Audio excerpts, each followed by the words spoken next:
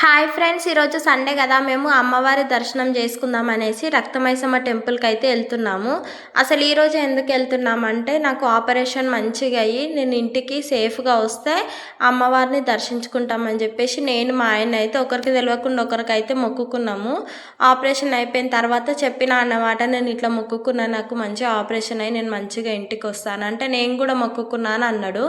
అయితే ఇప్పుడు నాకు అంత క్యూర్ అయింది కాబట్టి నేను బాగానే ఉన్నా కాబట్టి ఇప్పుడైతే అమ్మవారిని దర్శించుకుందాం అని చెప్పేసి టెంపుల్కి అయితే వచ్చినాము. చాలా రోజుల తర్వాత, రోజులని కాదు నెలలు అవుతుండొచ్చు మేము ఇక్కడికి వచ్చి.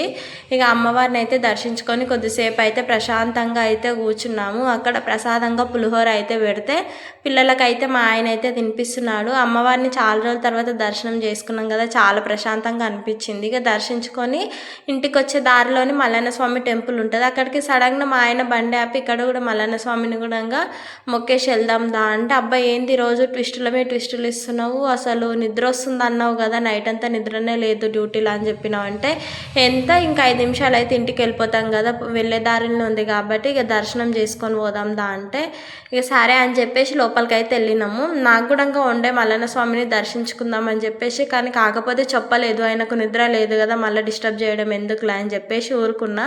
ఇక సడన్గా బండి ఆపి దామరి మొక్కేసి వెళ్దాం అనేసరికి ఇక సరే అని చెప్పేసి ఆ మల్లన్న స్వామిని కూడా మనస్ఫూర్తిగా మంచిగా దండం పెట్టుకొని అయితే ఇంటికైతే వచ్చేసినాము. అంతేనండి. ఈ వీడియో లైక్ చేయండి, షేర్ చేయండి, సబ్స్క్రైబ్ చేసుకోండి. ఉంటాను. Bye bye.